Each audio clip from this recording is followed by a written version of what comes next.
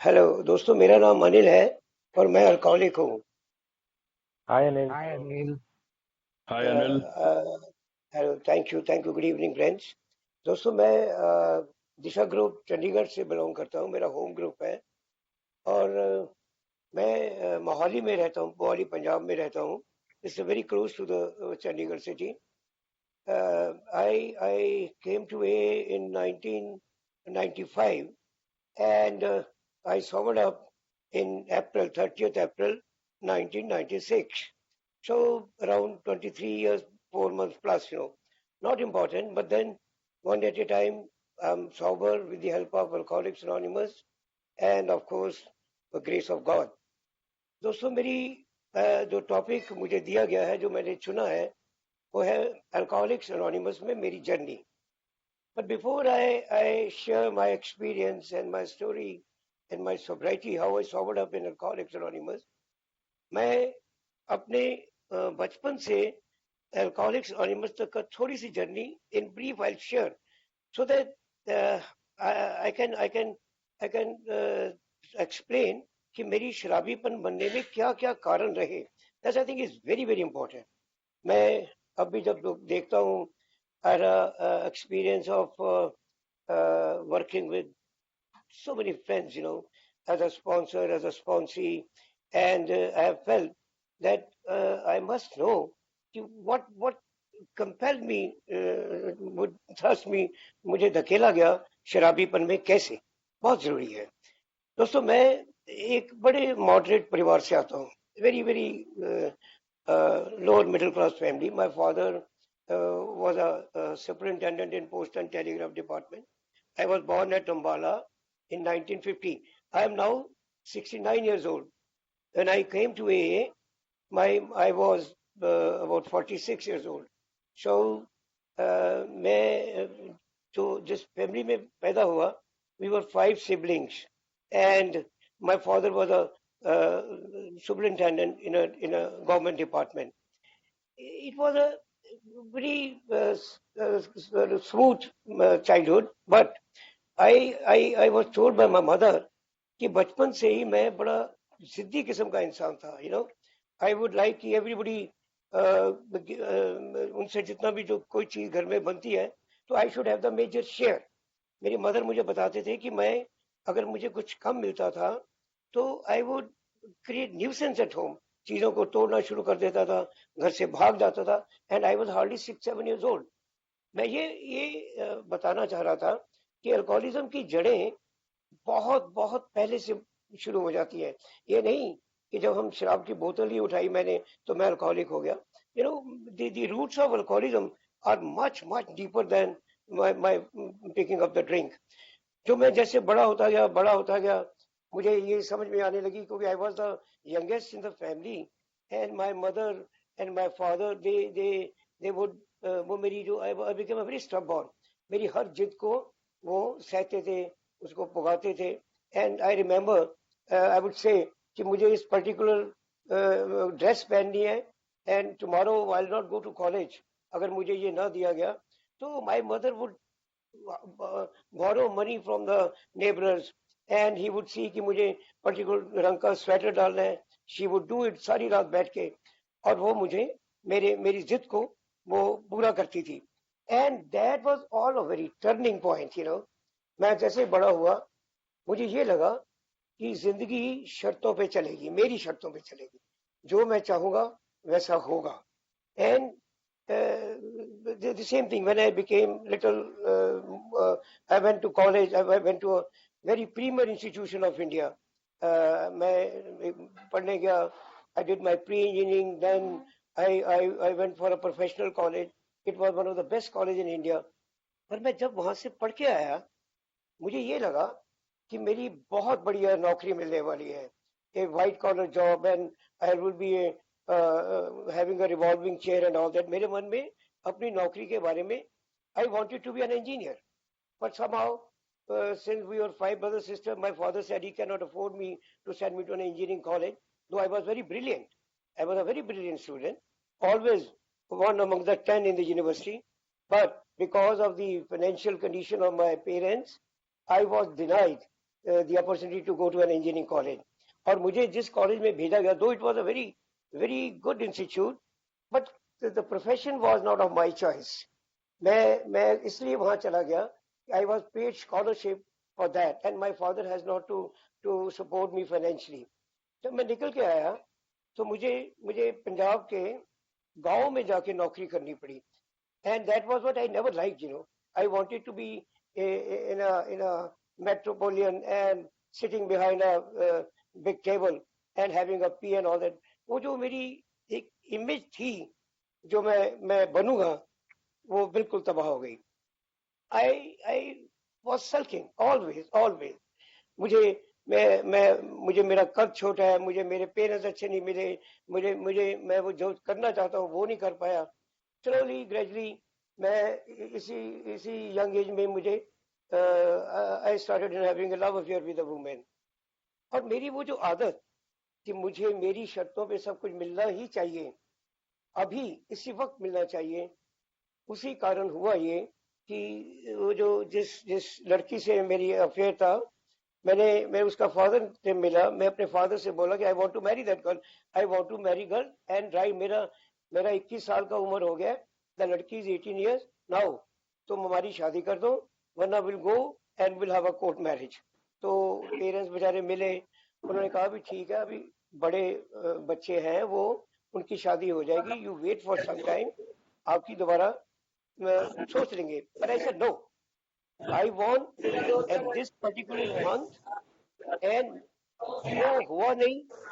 I became very defiant और मैंने बहुत ज्यादा शराब पीनी शुरू कर दी. I started drinking when I was at the age of 69. In near year 60, I was 19 years old. 19 साल की उम्र में मैंने पहली बार शराब पी. और वो शराब मैंने लोग कोई बियर पीता है, कोई विस्की पीता है.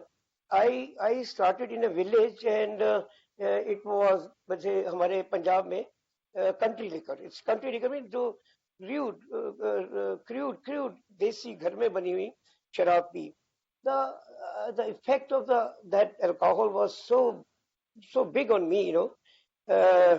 तो मेरे लिए खाना बनाता था. मैं उस लड़के से बोला एक से कि भाई मुझे वो दो जो तुमने कल दी थी, मुझे वो दो, दोबारा दो. तो वो कहने लगा साहब आपने कभी पी नहीं है, आप छोटी उम्र के हो, तो आप ना पियो उसको. मैं कहा यार तू छोड़, तो मुझे वो दे बिफोर यू लीव. तो he got me and I liked it. It was somewhere in 1969 and दोस्तों वो मेरी शुरुआत थी. मुझे अल्कोहल का इम्पैक्ट अच्छा लगा, बहुत अच्छा लगा.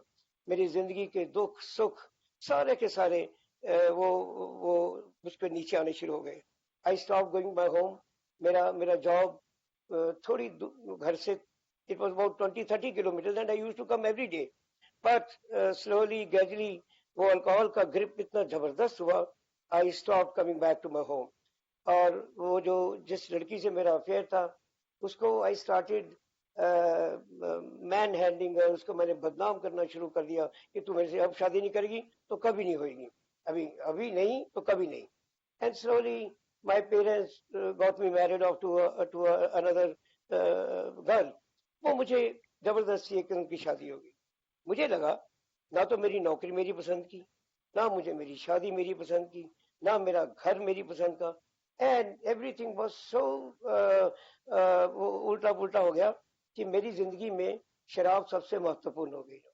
I was drinking heavily. जब मेरी शादी हुई, जब रिचुअल्स होते हैं, ऑन द मैरिज हमारे वो घोड़ी पे on the horse back, but I was drunk that time also. जब मेरे शादी के फेरे हो रहे थे, आई was drunk that time also. And मेरे इन लॉज में बेचारे कभी शराब देखी तक नहीं. एंड व्हेन मेरा रिश्ता कर रहे थे तो मेरे माँ बाप ने ये कहा कि हमारा लड़का तो सिर्फ बियर ही पीता है. उन्होंने झूठ बोल के मेरा शादी हो गई. बट देन जब हमारी मैरिज हो गई तो मेरी वाइफ को जब पता चला कि, तो she was shocked. But then मुझे कोई फर्क नहीं पड़ता था, क्योंकि ना वो मेरी शादी मेरी मर्जी से हुई थी, ना वो मेरी पसंद की थी. मैं बिल्कुल भी अपनी मैरिज से सेटिस्फाइड नहीं था. But then my wife was very sincere. She वो जो मेरी जिंदगी में कमी थी उसने काफी हद तक पूरी करने की कोशिश की. काफी अच्छा चलता रहा, काफी अच्छा चलता रहा। कुछ देर मेरी शराब कम भी हुई, लेकिन धीरे धीरे मेरे मेरे मेरे 75 में लड़का हुआ। वो लड़का उसकी डेथ हुई, तो it was a still birth. तो मुझे ऐसा लगने लगा, as my mother was responsible for that, she didn't take my wife to a doctor। वो घर पे ही एक वो नर्स को बुला के उसने डिलीवरी करवाई और उसका स्टिल बर्थ हो गया। तो वो उसका प्लेसेंटा उसके गले में, तो that was a very shocking. It was my first child, a son, and that made me very big resentful. And that was the first time मैंने दिन में शराब पी, दिन में शराब पी। And I started cursing my mother कि इसकी वजह से मेरे बेटे का डेथ हुआ है। Then I mean, after some years, 2 years more, I had a daughter, and वो ठीक थी, पहली बेटी थी, ठीक हुआ। But then after another 1.5 years, another daughter, and that said कि यार ये क्या हो रहा है, ये क्या हो रहा है। उस वक्त हमारे समाज में जैसे अभी भी है कि यार लड़का ही कोई नहीं हुआ, 2 ही लड़कियां हो गई यार। एंड मैं पागल हो गया। मैं अपनी वाइफ से भी मुझे ना बहुत ज्यादा लगाव नहीं था ही नहीं पहले भी, और ज्यादा मेरा फर्क आना शुरू हो गया। और हुआ ये कि मैं घर से बाहर प्यार ढूंढना शुरू कर दिया, जो मेरी आदत थी। I started finding out. And 79-80 में I had another extra marital relation मेरा, और वो औरत से मेरा संबंध हो गया। And then I started getting away from my wife and my children. वो जो मेरे अंत की शुरुआत थी ना, वो वहां से शुरू हुई। I started drinking, I started smoking very heavily, I started going for women and all that, एक डिवाइस क्रिएट हो गई। I was a blown up alcoholic, and it went on 1980 से onward, it went on, woman after woman। I started hating my wife, I started cursing her for everything। मेरी बच्चे बढ़ रहे थे, मुझे कुछ भी पता नहीं चलता था। And somehow the other, since I was in a government job, I was a very brilliant officer. And I was promoted. I became a gazetted officer very young age. At the age of 29, I was a class 2 gazetted officer in the government. और it gave me another permit to do whatever I feel like. My wife was not that much educated, but then I started flirting with everybody. I started taking easy money also, bribes। मेरे पास पैसे का खर्चे के लिए, to spend on other women, to spend for alcohol, to spend on everything। But then slowly I was not very harsh to my family also। I was taking care of it, all right, but I was not giving much time to my daughters, to my family। और धीरे धीरे मेरी शराब इतनी बढ़ती गई कि मैं जिस घर में रहता था अपने पेरेंट्स के साथ, वो मेरी वाइफ से बड़ी लड़ाई होती थी। और इनफैक्ट आई स्टार्टेड टॉर्चरिंग हर। आई था कि ये किसी ढंग से मुझे छोड़ के चली जाए, ये ताकि मैं दूसरी शादी कर लूं। एंड वो बेचारी क्यों छोड़ के नहीं गई, I still can't find right. वो अभी भी मेरे साथ है, she is a wonderful woman. लेकिन मैंने ऐसा सब कुछ किया कि उसको मुझे छोड़ के चले जाना चाहिए था। Then my drinking continue to be very problematic. मेरी बढ़ती गई, शराब बढ़ती गई, घर में झगड़ा बढ़ता गया, पैसे की कमी आनी शुरू हो गई, मेरी नौकरी भी खतरे में पड़ जाती थी। I was very bright officer, I use to work, I use to go right time. लेकिन धीरे धीरे हुआ क्या कि मैं ऑफिसर्स मेरे से दुखी होने शुरू हो गए। मैं ऑफिस में शराब पीने लग पड़ा। मैं एंड जब मुझे कोई कुछ कहता था तो I would throw my resignation on the face of the officer. लो तुम पकड़ो, मैं नौकरी छोड़ता हूँ।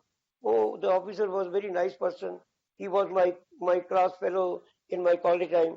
तो वो फिर मेरी वाइफ को बुला के कहता था ये पागल हो गया है, इसकी नौकरी भी चली जाएगी। अच्छे अच्छे लोग मिलते रहे, मैं बचता रहा। हालांकि मेरा पूरी कोशिश रही कि मेरी नौकरी भी चली जाए, मेरी पूरी कोशिश रही कि मेरी वाइफ भी चली जाए। पर somehow God has been playing great with। जब मैं धीरे धीरे 95 में मेरी मदर की डेथ हो गई, and that was a turning point, that was the last deposit. जैसे किताब में लिखा ना, how dark it before dark before the down. बिल्कुल सुबह से पहले मेरा इतना अंधेरा हो गया जिंदगी में मेरी मदर की डेथ हो गई and people started telling me कि तेरी शराब तेरी माँ को मार गई. It was fact. मैं अपनी माँ को धक्के मारता था, उसको घर से निकाल देता था. I was very harsh and that mother की she use to love me. वो मुझसे सबसे ज्यादा लाड प्यार करती थी और उसी माँ को मैं धकेलता था. आई यूज टू पुश हर. जब लोग कहने लगे कि तेरी शराब तेरी माँ को खा गई, मुझे बड़ा गम लगा. मुझे लगा कि यस, मैं अपनी माँ को खा गया. मैं, और ये कि मैं शराब छोड़ दूं, मैंने उल्टा क्या करना शुरू किया. मैं शराब की बोतल रात को उठाता था, कार उठाता था, 2 पराठे साथ में लिए कहीं से रेडी वाले से. आई यूज टू गो टू शमशान घाट, जहाँ मुर्दा घर, जहाँ मेरी मदर का संस्कार हुआ था, लास्ट राइट्स हुए थे.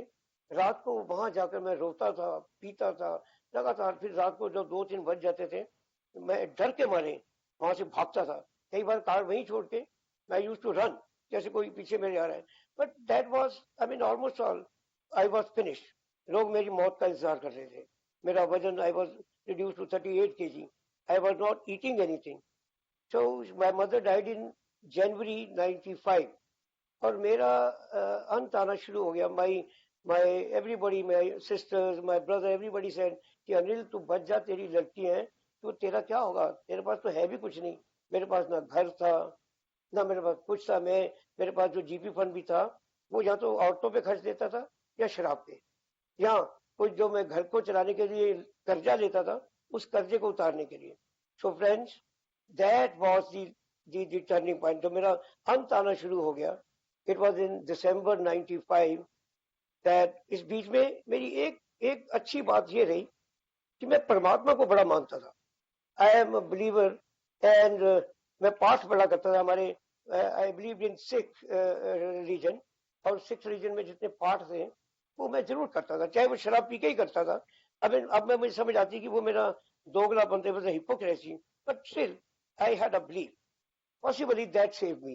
मेरा एक दोस्त था, वो कहा करता था कि अनिल तुम नर्क में तो रह रहे हो, अगर तुमने ये भी छोड़ दिया तो तुम्हारा तो बेड़ा गर्क, तुम्हें कोई बचा नहीं पाएगा. That was on 16 December 95. It was a sunny day, very good day. मैं 9:30-10 बजे शराब शुरू करता था. That day I said to my wife, मैं कहा यार रुको, आज मैं ब्रेकफास्ट लेट हूँ. आज मैं बड़े दिनों के बाद मेरा मन किया है कि पाठ किया जाए. I picked up the Holi book, मैंने उसको गुटका बोलते हैं, मैंने पाठ शुरू किया. एंड पता नहीं ईश्वर की क्या मर्जी थी, शाम को, उसी शाम को 16 दिसंबर 1995 को 3 एंजल्स केम. दे सेड, वो मैंने दरवाजा खोला, मैं कहा yes, they were unknown people. They said कि हम आपसे बात करना चाहते हैं. आई थॉट कि मेरे तो कोई, I not call them. So they came, they told me कि we are from Alcoholics Anonymous, हमें पता चला कि आपको शराब की समस्या. I was drunk that time also. तो मैंने कहा नो नो नो, मुझे किसी किस्म की कोई समस्या नहीं भाई, तुम शराब पियोगे? कहते नहीं, हम तो शराब पीते नहीं जी. मैंने शुक्र किया क्योंकि मेरे पास सिर्फ एक बोतल थी. मैं कहा अगर ये पीने वाले निकले तो ये मेरा तो काम खराब हो जाएगा. जैसे will have a cup of T and they gave me one pamphlet which had that time, वो 20 सवाल थे उसमें. तो दे सेड कि ओके, अगर ये पढ़ लीजिएगा, अगर आपको कोई समस्या हुई तो हमारी ये मीटिंग्स होती हैं. That time we had only one group in Chandigarh. So it was 16th December was Sunday. I still precisely remember. On 19th December it was Wednesday, and we have a meeting in Wednesday in Welcome Group Chandigarh. So मैंने उस दिन छुट्टी ली office से, क्योंकि ये हो नहीं सकता था कि 9 बजे के बाद दिन में सवेरे में शराब ना पीऊं. So उस दिन को मीटिंग पे जाना था, मुझे लगा कि पता नहीं कैसे लोग होंगे. So I did not drink and I took promise from my wife कि मैं जाऊंगा जरूर, बट मुझे शराब छोड़ने के लिए मत कहना. मैंने वो मेरे 20 में से 19 क्वेश्चन आए थे, आंसर थे यस. तो आई सेड कि आई एम एन अल्कोहलिक, मुझे किसी को पूछने की जरूरत नहीं. I am an alcoholic, I know, but मुझे शराब छोड़ने के लिए मत कहना. उसने कहा नहीं, अब चलिए. तो मैं गया वहां, मुझे लोग मिले जो अपने आप को अल्कोहलिक कहते थे.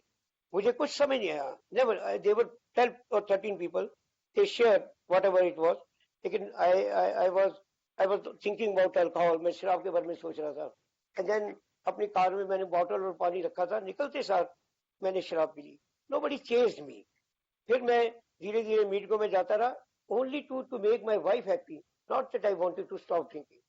स्लोली शराब देखते हुए। मेरे पड़ोस में मेरे सज्जन रहते हैं, वो भी जाते थे। मैंने उनको देखते, मैं कहा यार ये तो सारे मोहल्ले में बता देगा कि मैं शराबी हूँ। आई रिक्वेस्टेड दैट मैन, मैं कहा भाई तुम लोगों को मत बताना कि मैं ऐसी जगह आया हूँ जहाँ शराब छुड़ाते हैं। शराब पीने में तो कोई शर्म नहीं, लेकिन मुझे ये लगा लोग कहेंगे इसके को शराब छोड़नी भी नहीं आती। तो वो कहता भाई तू ना बताना। तो फिर हमें पता चला कि ये तो है ही एनोनिमस प्रोग्राम, कोई भी कहीं नहीं बताएगा। Anyway, so I started going. धीरे धीरे आई स्टिल बिलीव कि शुरू में कोई कुछ काम नहीं करता, शुरू में मेरी ईगो काम करती है। I experience it. अगर यार ये छोड़ गया है, ये मेरे से कम पढ़ा लिखा है, I can also do it. Let me try for one day. मेरी बुधवार को मीटिंग होती थी, सब कहते थे I am sober, I am sober. एक मैं ही था तो ये मैंने शराब पी ली। मैं कहा यार ये नहीं, मैं मंगलवार को शराब नहीं पीऊंगा और बुधवार को जाके कहूंगा आई एम सॉबर। सैटरडे को मीटिंग होती है, शुक्रवार को नहीं पीऊंगा। एंड से मैंने ऐसे किया, बट वो अच्छा लगा। धीरे धीरे जाने से कुछ मुझे मेरे दिन नागे जिसको बोलते हैं, एब्सेंट फ्रॉम अल्कोहल, बढ़ने लगे। मुझे शराबीपन का कुछ नहीं पता लगा। लेकिन जब मैं किसी से पूछता था कि मेरे घर में यार बड़ी समस्या है, एक्स्ट्रा मैरिटल रिलेशन है, पैसे की कमी है, मेरी वाइफ से बनी नहीं है, मेरे पेरेंट्स से नहीं बनी, मुझे तरीका बताओ कैसे करूं। The only reply I was getting, keep coming back, आते रहिए, सब ठीक हो जाएगा। मैं कभी 10 दिन छोड़ देता था, फिर पी लेता था, घबरा जाता था। देखो मेरी वाइफ से मेरी बनती नहीं थी, I used to hate her. बच्चों से मेरा कोई रिलेशनशिप नहीं था, बॉस से मेरा कोई रिलेशनशिप नहीं था, मदर मेरी मर चुकी थी, मेरा घर से कोई संबंध नहीं था। शराब पीना मेरे लिए जिंदगी थी और शराब छोड़ना वाज अ टॉर्चर। 2 दिन देखा देखी मैं शराब छोड़ दूं, फिर एकदम मेरी वाइफ से कहा सुनी हो जाती थी। मैं दूसरी औरत के पास भाग जाता था। वो कहती थी तुझे मैं सिखाऊंगी तू कैसे शराब छोड़ेगा। हुआ ये कि मैं छोड़ने की कोशिश करता था, फिर गिर जाता था। Then one day it was perchance, meeting में एक सज्जन आए, वो पहली बार देखा मैंने। Then he share something else. ये शराब पी, मैं मर गया, मैं गिर गया। उसके अलावा उसने वो शेयर किया, that was very very new thing for me. वो कहने लगा कि मैंने लिखा, मैंने ऐसे कॉलम बनाए, मैंने लिखा, मैंने शेयर किया। मैं कहा ये तो बंदा कुछ और ही कर रहा है। मैंने इससे बाद में मीटिंग में पूछा, मैं कहा भाई साहब आप कहाँ थे? कहते मैं बाहर से आया हूँ, आई मीन मैं नेपाल गया हुआ था, वो 2 साल सॉबर हूँ। मैं कहा जो आप कह रहे हो वो है क्या? कहते आपके पास बिग बुक है। मैं कहा है तो। कहते आपने पढ़ी? मैं कहा कभी नहीं पढ़ी। कहते आपको पता है कि ये बीमारी क्या? मैं कहा मुझे ये पता है कि ये बीमारी है और यहाँ आने से ठीक हो जाएगी, बट मैं कहा मैं ठीक नहीं हो रहा, मुझे लगभग 4-5 महीने हो चुके हैं और मैं शराब पी रहा हूँ। मुझे कुछ समझ, क्योंकि मैं ये समझता था कि शराब के अलावा मेरे घर में और बड़ी समस्याएं हैं और जो मुझे बार बार शराब पिला रही है। Then he said he came to my home once. एक दिन मैं शराब पीना चाहता था, मैंने अपनी वाइफ से कहा don't allow any a member to come, let me drink. मैं बड़ा मन बड़ा खराब है। तो वो भी समझ गई थी। उन दिनों मोबाइल फोन तो नहीं थे, तो पेजर थे। तो उसने कहा कि वो जो मेरे सज्जन थे उनका पेजर है वो फोन पे कि ही वांट्स टू कम, मना कर दूं? मैं कहा नहीं यार, मैं उस बंदे की रिस्पेक्ट करता था। मैं कहा लेट हिम कम। वो आया, वो उसने आके किताब मेरे से निकलवाई। कहता तब फिर ये नहीं पूछा कि तुम 90 दिन सॉबर हो कि 100 दिन सॉबर हो। उसने आते ही मेरे से किताब, कहते अनिल जी 58 पेज निकालिए। मैंने किताब को झाड़ा, मिट्टी मुट्टी साफ की, 58 पेज निकाला। 58 पेज मैंने पहली बार किताब का सीधा ही, और वो आदमी मेरा स्पॉन्सर बन गया उसी दिन। इट वॉज इन जुलाई 96। मैं 3-4 महीने सॉबर था, शायद 3 महीने नहीं सॉबर था, 84 डेज प्रिसाइजली। मुझे उन्होंने ABC तक पढ़ाया 58 पेज से लेके, जब कहते now read loudly. A, I'm an alcoholic, my life is unmanageable. B, no human power can restore me to sanity. C, the idea God could and would if he were sought. And are you convinced? मैं कहा sure, I am convinced. I am convinced, मैं हूँ। कहते बस आपकी बन गई काम। मैं कहा क्या बन गया जी? कहते these are the first 2 steps. You have already done your 2 steps. मैं कहा ये कहाँ है जी? तो मैंने वो पीछे पढ़े थे जो 59 59 पेज पे। कहता these are the 2 steps. मैंने कहा ये तो कोई बात ही नहीं करता जी कहीं। So this was the first time I heard about the big book, about the steps, and learned that this is the program of recovery. Not 90 दिन 90 मीटिंग, दिस ऑल मिथ. ये एक भ्रम है जो मुझे, अगर ऐसा होता तो मैं मर गया होता. I thank that my sponsor जिसने मुझे बताया कि big book is the biggest sponsor for us, and the recovery program is nothing but the 12 steps. मुझे वो जो लिखा हुआ है, these are the steps we took as a program of recovery. Recovery from what? Recovery from alcoholism. मुझे तब समझ आया, if I was convinced, then I was on step 3. तो पहले तो मुझे बार बार ABC आइडिया को बार जाना, समझा. मुझे अनमैनेजेबिलिटी का पता लगा और बड़ा जरूरी था. आज मैंने 23 सालों में बड़े लोगों को देखा है. पावरलेसनेस ऑफ अल्कोहलिज्म बड़ी बारी होता है. Again they are drinking. भाई, they have not admitted their life to be unmanageable. अनमैनेजेबिलिटी को स्वीकार करना पावरलेसनेस से भी ज्यादा महत्वपूर्ण है. और वो अनमैनेजेबिलिटी मुझे जब उसने बिग बुक के एग्नोस्टिक चैप्टर में पेज 52 पे जब पढ़ाया कि दिस इज द अनमैनेजेबिलिटी ये नहीं कि मेरे कपड़े साफ नहीं है, मेरा घर साफ नहीं है. अनमैनेजेबिलिटी ये है कि मैं डरा हुआ हूँ, मैं यूजलेस हूँ, मैं लोगों से रिलेशनशिप नहीं रख पाता हूँ, मैं सेल्फिश हूँ, मैं I am not able to make a living. This is the unmanageability. It is not. मुझे ये समझ के हैरानी, because at that time everything was fitting on me. हर चीज मेरे पे लागू हो रही थी. I was not only powerless over alcohol, वो तो मैं समझ था ही. उसके अलावा मेरी लाइफ में जो चल रहा था वो बहुत खतरनाक था. एक्स्ट्रा मैरिटल रिलेशन, पैसे की तंगी, वाइफ और पेरेंट्स से कोई रिलेशनशिप नहीं, मेरा बेटियों से कोई रिलेशनशिप नहीं, हालांकि वो 16-17 साल की हो गई थी. So then immediately when he कहते आपको मैं आगे पढ़ाऊंगा, उसने then he took me to the third step. और वो मेरी जिंदगी का बहुत बड़ा टर्निंग पॉइंट था. थर्ड स्टेप जब उसने मेरे हाथों में हाथ लेके, मेरे अभी भी कम कभी उठती है, मेरे रोंगटे खड़े होते हैं जब मैं वो देखता हूँ. It was so spiritual. उसके हाथ लगाने से, वो प्रेयर को पढ़ने से, मैंने I offered myself to God and I said कि take away my difficulties, relieve me of the bondage of self.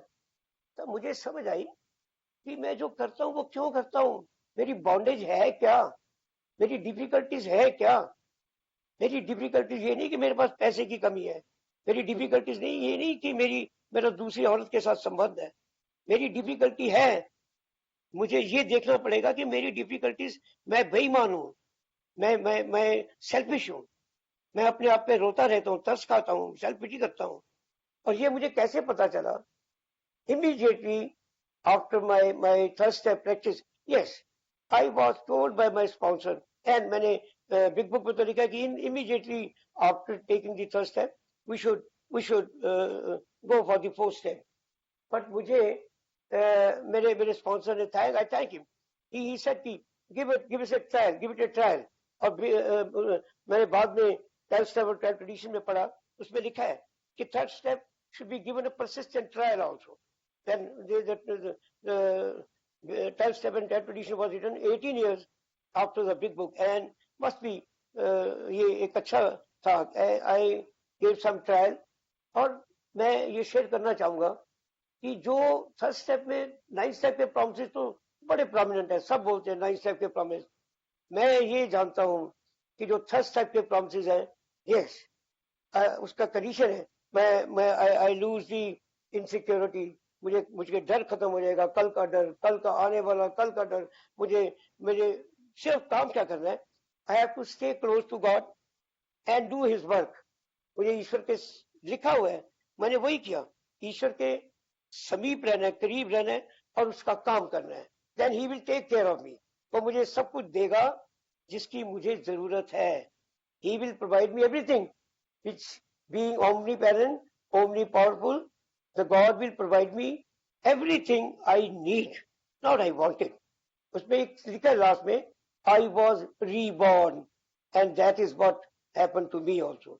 I was reborn. But सवाल उठता है कि थर्ड स्टेप करे क्या?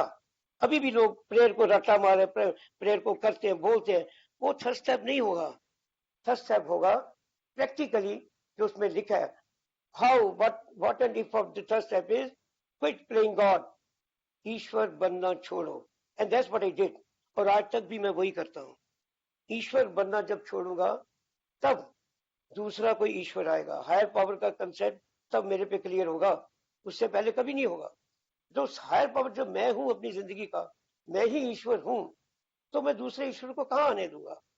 दैट इज जो बिग बुक पे लिखा है, quit playing God, that works, उसमें खीर में लिखा है दैट वाज द कॉर्नरस्टोन जिसमें से हम आजाद होकर निकले, एग्जैक्टली। सो ये एंड ईश्वर की प्राप्त को समझना, मेरे जैसे लोग जो जो शराब पी के प्रार्थना करते थे, जो ईश्वर को जो कुछ ने दे दिया अच्छा तो बड़ा ईश्वर बड़ा बढ़िया है, और कुछ दे दिया तो ईश्वर को गाली निकाली, वो बड़े दुखी होते हैं। तो ईश्वर को नहीं मानते वो बड़े सुखी हैं। वो जब ए में आएंगे तो कुछ देर लगेगी उनको ईश्वर में मानने में, but their faith will be very strong. मेरे जैसे जो दोगली किस्म के इंसान है, जो ईश्वर ने कर दिया तो बढ़िया है, ना किया तो ईश्वर बुरा है, वो लोग बड़ी समस्या में आते हैं। ईश्वर को मानते भी रहते हैं और रोते भी रहते हैं, क्योंकि मैं ईश्वर को जिंदगी में लाता नहीं हूँ। I believe in God, I keep it away also. So that is my dilemma. और इसीलिए बिग बुक में एग्नोस्टिक चैप्टर में लिखा हुआ है, हमारी दुविधा ही ये है कि हम ईश्वर को लाए कहां से। हम रोज पढ़ते हैं, लिखा है may you find him now, the God is शराब कनिंग बैपलिंग है, पर there is God, may you find him now. But कहां, वेयर टू फाइंड गॉड, मैं कहां ढूंढूं, मंदिर में, गुरुद्वारे में, मस्जिद में, चर्च में, कहां। तो बिग बुक ने बहुत बढ़िया लिखा हुआ है एग्नोस्टिक चैप्टर में। हमें लगता है एग्नोस्टिक चैप्टर सिर्फ एथीस्ट या एग्नोस्टिक के लिए। आई से it is more important for people like me who say they are believers, but their belief is all very very confusing. So मैंने उसमें पढ़ा कि the ultimate, the final analysis is that the God would be found within yourself. मुझे अंदर ढूंढना था ईश्वर को, और मैंने ढूंढा। जब मैंने फोर्थ स्टेप किया, मैं आज भी ये मानता हूं कि थर्ड स्टेप करने के बाद मैं सीधा 11वें स्टेप पे आ सकता हूँ। मेरी रिकवरी में ये बहुत बड़ा, I am sharing my recovery was because of the steps, nothing less than that. मैं मर गया होता अगर मुझे ये रास्ता ना पता रहता। सो मैं ये कहता हूँ कि थर्ड स्टेप के बाद I can jump to 11th step. मैंने ईश्वर से कंटेक्ट किया, सरेंडर किया, एंड प्रेयर एंड मेडिटेशन शुरू कर दूं। कौन रोकता है मुझे? बट रोकता है मुझे मेरे ब्लॉक्स, जो मेरे अंदर, मेरे और ईश्वर के बीच में जो जो रुकावटें हैं, जो बाधाएं हैं। क्या है? मेरी बेईमानी। 62 पेज क्या कहता था मुझे? Self centredness is the root cause of all the troubles.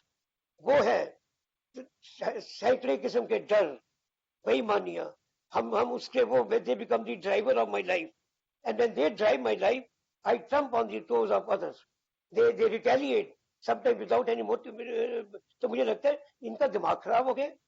I forget that I have taken some decision in the past कि जो मुझे बर्बादी की तरफ लेके जा रहे हैं। So that is the self will run right. I am one of them. And that was the thing जो मेरे ब्लॉग थे। And then इन्वेंट्री में क्या है? Inventory to Big Book, there is no other way. देखिए बड़े बड़े कागज, बड़े बड़े पेपर आते हैं, but they are all products of the rehab. Big Book में very simple and very very rigid, उसे ट्रूथफुल है। वो 3 कॉलम में बना के मैंने मेरे रिजेंटमेंट की, सेक्स की, बड़ी लंबी लंबी इन्वेंट्री, मैंने क्या क्या क्या किया है, बहुत कुछ गंद निकलेगा। जब मेरी 3 इन्वेंट्री पूरी होगी, मैंने share with my sponsor, then he told me, देखो तुम क्या हो। आई देन अपने आप देखा, ओहो ये मैं तो स्वार्थी बड़ा हूँ, मैं तो बड़ा सेल्फिश हूँ, बड़ा डिसऑनेस्ट हूँ। Not to dishonesty doesn't mean कि मैं रिश्वत लेता हूँ या पैसे लेता हूँ। Dishonest with my wife, dishonest with my boss, dishonest with my organisation. मैं हर चीज के साथ बेईमानी करता हूँ। इसकी टोपी उसके सर, उसकी टोपी उसके सर। मैं बड़ा सेल्फिश हूँ। अपने काम के लिए मैं कुछ भी करने के तैयार हूँ। मैं गधे को भी बाप बना लूंगा। मैं इतना गंदा हूँ, ठहरा हुआ हूँ मैं बिल्कुल। शुरू से हर चीज, कुछ हुआ नहीं। मेरी बेटी कॉलेज गई है, वो पहुंच पाएगी कि नहीं पहुंच पाएगी, उसको कोई लड़का तो नहीं छेड़ेगा, इनकी शादियां कैसे होंगी, मैं मर गया तो मेरा घर कैसे चलेगा। सैकड़ों किस्म के डर मुझे घेरे हुए हैं उनका। और ये मुझे कहीं शराब ना पियो, कैसे ना पियूं? लेकिन जब मैंने इनको देखा, इनको इनको समझा, आई फेस देम सिक्योरली, फिर इनको फेंका। इस सारी की सर्जरी करके अपने जिस्म की मैंने अपना गन निकाला, और ये गन मैंने जब शेयर किया, हल्का हो गया मैं बिल्कुल।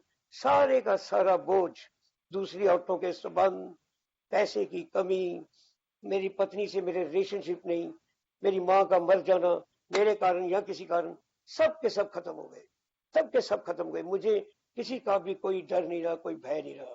देन आई वाज आस्क्ड कि अब जाओ 9वां कदम के लिए, but before that my sponsor told me कि भाई 9वां कदम करने से पहले ये 6वां 7वां 8वां पे निगाह मारो।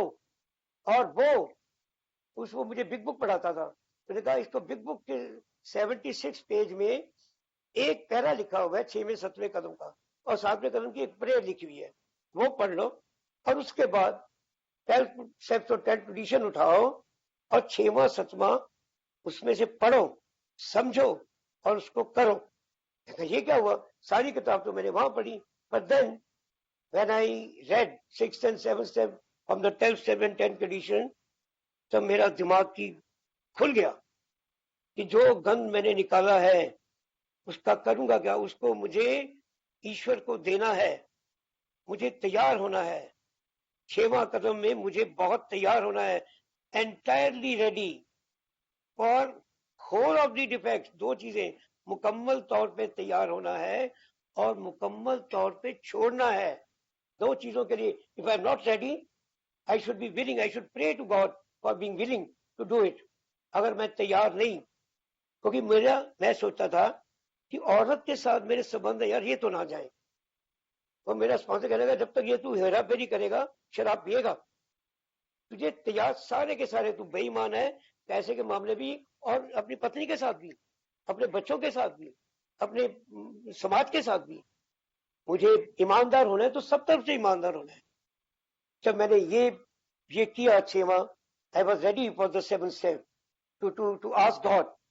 मैंने ये समझा कि ईश्वर को रूट एंड ब्रांच सब कुछ पकड़ा दो। ये नहीं कि भगवान मुझे शक्ति दे, भगवान मुझे ताकत दे, ये नहीं, कुछ नहीं। सीधा, हे ईश्वर, ये मेरा बुरा है, ये मेरा अच्छा है, मुझे कुछ नहीं पता मेरे लिए क्या है, सब तू ले।